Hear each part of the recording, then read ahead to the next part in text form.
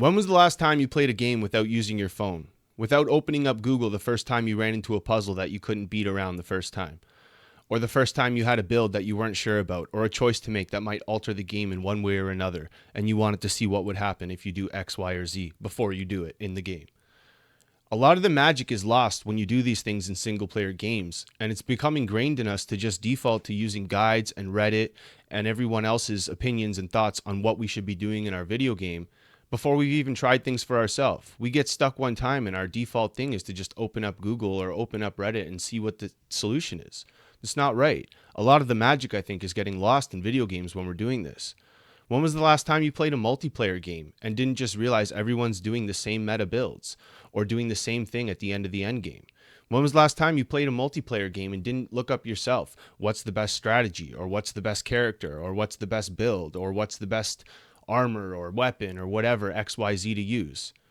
It's just part of gaming now, and it almost seems like developers expect us to do it too. You know, back in the day, you could stumble upon secrets, figure out things for yourself, tinker with your builds, strategize, do these things on your own. And when they worked, it would bring you a sense of joy and accomplishment. And when it didn't work, yeah, it was tough. But, you know, your default thing wasn't just let me look up a guide and let me see what I'm supposed to do.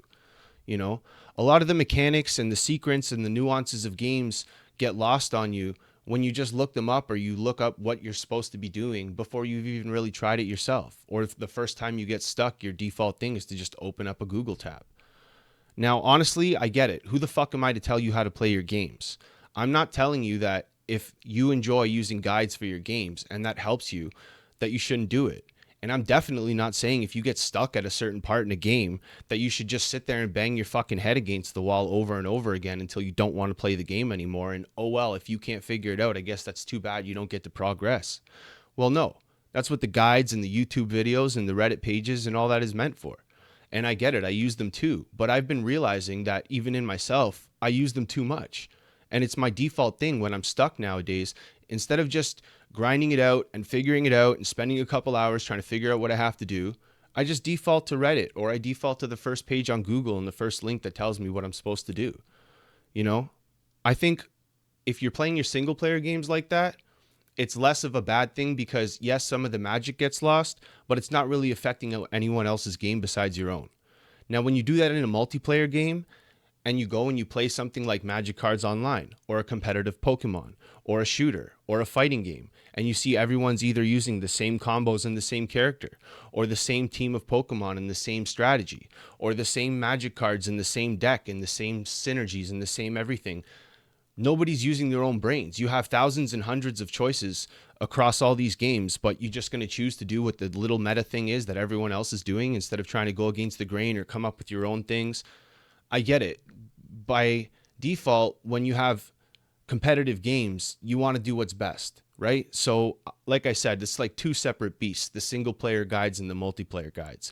I think the multiplayer guides is worse because it makes the games not fun, and metas that would have normally taken months to find and to create are in a week, they're done, built. Everyone knows what the very best build and the very best thing you should do is. And if you don't do exactly this, you're going to be at a disadvantage. So you either play at a disadvantage or you sacrifice that to be creative. Like, you know, I get it, but I think there's a lot more to it. And I think that people are, like I said, just defaulting too quick to not using their own strategies and their own minds and their own brains to discover some of the fun that these games have. So, you know, even playing something like Elden Ring Online, I noticed. I went on the other day and it's like everyone using the same armor, the same builds, the same weapons. Why? Does like nobody want to just think for themselves? Or like the developers give you all these choices in games so that you can do your own thing and do what's fun to you. If what's fun to you is just copying everybody else, then like I said, I'm not anybody to tell you how the fuck to play your games. That's what you should do. But I mean, I really think that even including myself, we're too quick to just default to Google. What should I do? How do I do? What's the best thing to do? What is everyone else doing? And I think a lot of the magic of the games is getting lost, and I don't even see how that's fun. Before the internet, people had to figure things out for themselves or get help from friends. The option to just open your phone and Google the answer wasn't available. Strategy guides, magazines, and phone tip hotlines were the main way people got tips or secrets for games. There was effort involved, which created a certain magic. If you didn't know the answer for yourself, then you had to spend just as much effort figuring out who or where had the answers you needed. Sure, it's way easier to just open a new tab on Google and get the answer, but the rewarding feeling that came with having to find it and that eureka moment was often just as good as finally beating or passing whatever you were stuck on. Then the internet progressed and we started to see online game forums, which made guides more accessible but still required effort to look up and find. Now between Reddit, wikis, and YouTube, you get instant step-by-step solutions with zero effort. The culture of problem solving in game discussions was replaced with people just consuming answers. This is even reflected in modern game designs. Older games were designed to be figured out with built-in hints and secrets. It seems modern game designs sometimes expect people to Google things instead of explaining or figuring out mechanics and secrets organically. This shift has definitely led to simpler, more guided game experiences. I want to talk about the magic of discovery in video games. Solving puzzles, navigating through levels, finding secrets are all part of that discovery and fun. Games designed with hints, environmental storytelling, and in-game mechanics that encourage discovery, a lot of this has been lost when players don't take the time to experiment anymore. For an easy example, Dark Souls bosses require experimentation and repeated efforts to learn how to win. Now players look up the easiest strategy to win often before they've even reached the boss. They already know all the strategies to win, literally before even trying. Classic games used to reward exploration and effort. Finding warp whistles in Mario, secrets in Metroid or Zelda felt rewarding when not instantly spoiled. That feeling and rush you got for finally figuring something out on your own is often spoiled and lost in a lot of modern games due to the nature of gamers always so quick to resort to looking at Google or guides. That special feeling of discovering something on your own has just been replaced with following instructions. Now, I'm not saying if you're stuck on a game, you should not seek help. I'm just saying we are all too quick to resort to seeking help before we've made any real effort to do it on our own. Now, what about guides for multiplayer games? In my eyes, there are two ways to play online multiplayer games. On your own, using your own brain to discover strategies, combos, playstyles, and builds, or the other method of having someone min-max and make all your choices for you, which is what too many people default to. Copy and pasted builds or strategies or teams or loadouts straight from the front page of Google. Why is this even a problem though? Let people play they want to play. Yes, I agree with this, but when that leads to games that have infinite amounts of strategy being boiled and reduced down to the same copy and pasted metas, then this ruins the fun for people who enjoy some variety or actual strategy in their multiplayer experiences. Now, game metas and guides to them were inevitable with the rise of competitive gaming, but these metas and strategies used to take time to develop. Now the game isn't even out for a week and you already see 90% of people using the exact same build, strategy, loadout, whatever it may be. I still remember all the unique and varied playstyles in the old Halo and Quake games. You just don't really see this anymore, or at least as often. Most players adopt the same meta strategies with little or none of their own input or ideas. Now everybody just goes straight for Google and checks what's the best this or that. I'm not saying whatever you have to do to make the game accessible and fun for yourself isn't exactly what you should do. I'm just saying many people spend as much effort researching the best way to do something in the game, and if that same amount of time or effort was spent learning or mastering the game, you would have came to the same result. One is just much more fulfilling than the other. Video games in recent times feel like they are designed with guides in mind.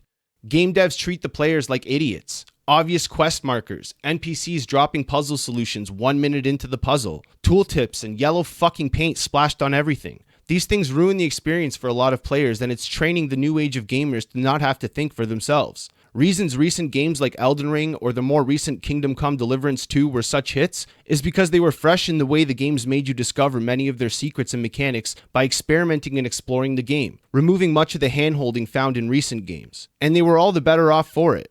When you skip out on a challenge by using a guide, you're just convincing yourself to continue that pattern and conditioning yourself to always just look things up when you're stuck. I was just as guilty of this until recent times. Not to mention when it comes to online games, instant gratification kills engagement.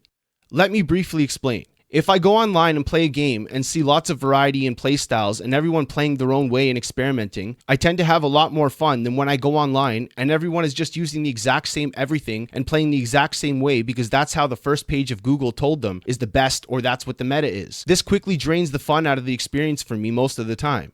A lot of single-player games have mechanics that even with a guide, they aren't ruined though. Roguelikes randomize things, forcing players to adapt. Resident Evil 4 used to adjust enemy aggression based on how well you play. Outer Wilds can't be spoiled with guides because it's about understanding mechanics. Zelda Breath of the Wild Tears of the Kingdom encourages creative solutions rather than one definitive answer. I get these games are far and few in between, but they're great examples of when you do something on your own, the reward feels better and it brings a certain magic during your playthrough that is otherwise lost.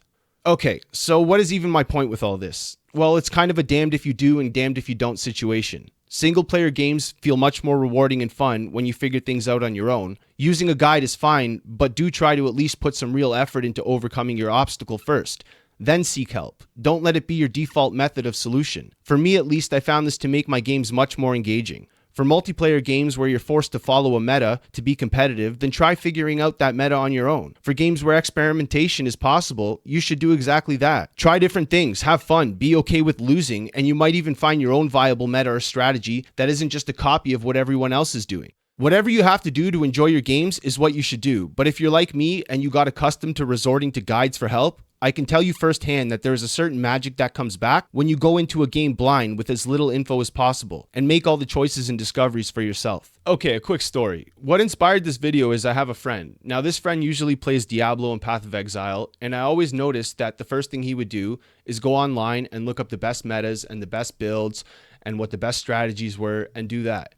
And it used to almost annoy me seeing him play the game like that, being like, bro, don't you want to think for yourself or come up with these ideas on your own or come up with builds and strategies for yourself? The whole point is that they give you all these ideas and all these different things to work with so that you can come up with your own strategies and your own things. You don't just have to do a copy and paste of what everyone else is doing because that's what gets you the very best, highest numbers, whatever it may be.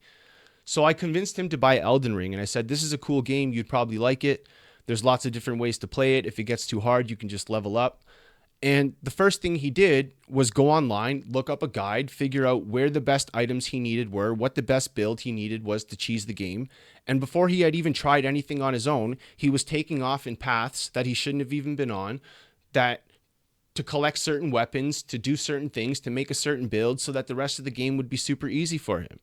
And I was thinking to myself, like, really? I used to do this thing too. Why do we do this? Was that really the fun way you think to play the game? I get guides and stuff are there for a reason and they're great and you should use them. And if you're in the end game of something or you need a guide to help you, then yeah, use it. But too many people, including myself until recently, their default thing is to just first thing is go online and look up what's the best build or what's the best way to do this or how do I solve this puzzle?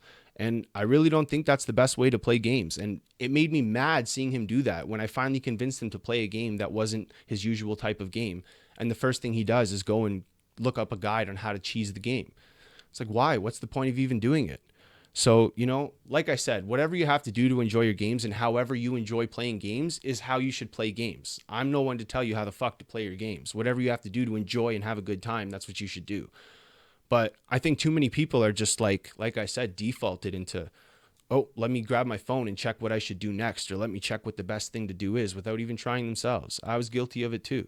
So anyway, okay, story time's over. I appreciate you guys listening to me. That's my video on guides and how I feel about it. Thank you for coming out. Thank you for watching. I appreciate you very much. And I think that's it. I'm out.